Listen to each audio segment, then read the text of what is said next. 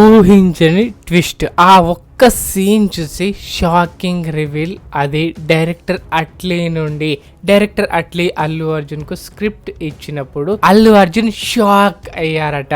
ఇది నా కెరియర్ లో ఫస్ట్ టైం అని అనుకున్నారట అల్లు అర్జున్. రాక లుక్ చూసి చాలా మంది చాలా పోలికలు చెప్తున్నారు. బీట్ పుష్ప మూవీతో తన క్రేజ్ ని 10 పెంచుకున్నాడు బన్నీ. నెక్స్ట్ మూవీ కోసం ఎంత జాగ్రత్త పడాలో తనకు చాలా చాలా బాగా తెలుసు.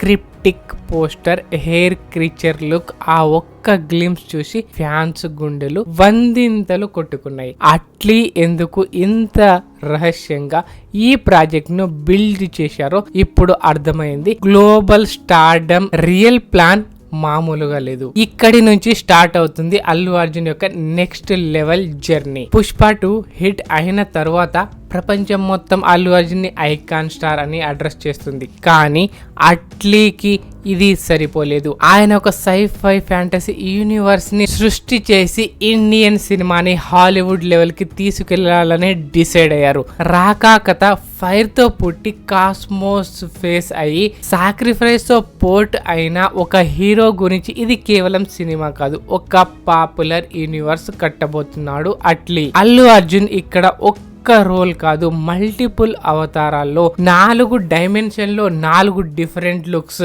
అల్లు అర్జున్ గ్లోబల్ స్టార్డమ్ కోసం అట్లీ ఏం చేశారంటే హాలీవుడ్ విఎఫ్ఎక్స్ టీమ్ ని బుక్ చేశారు. స్పైడర్ మ్యాన్, కెప్టెన్ అమెరికా లాంటి బ్లాక్ బస్టర్ చేసిన టెక్నీషియన్ లో ఈ సినిమా హాలీవుడ్ టెక్నీషియన్ కూడా ఛాలెంజ్ అని అట్లీ గారే చెప్పారు. బడ్జెట్ 800 కోట్లు. ఇండియన్ సినిమా హిస్టరీలో ఇది ఒక రికార్డు.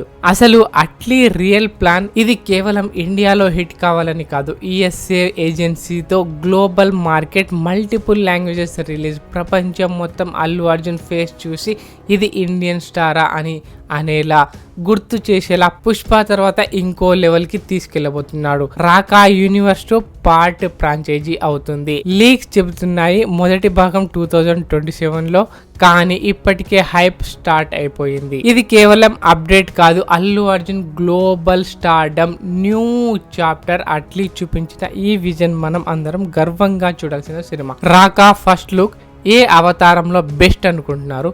కామెంట్లో చెప్పండి. వీడియో నచ్చితే లైక్ చేసి హైప్ చేయండి.